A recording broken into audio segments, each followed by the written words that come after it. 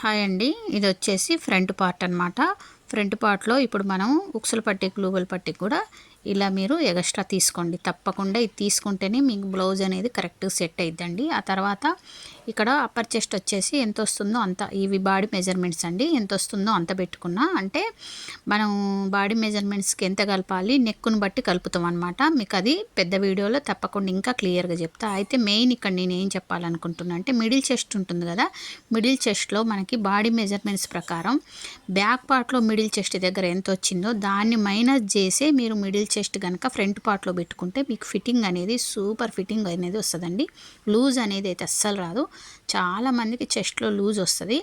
ఆ లూజ్ రాకుండా మీకు కరెక్ట్గా రావాలంటే మీరు బ్యాక్ పార్ట్లో మిడిల్ చెస్ట్ దగ్గర ఎంత ఉందో చూసుకోవాలి.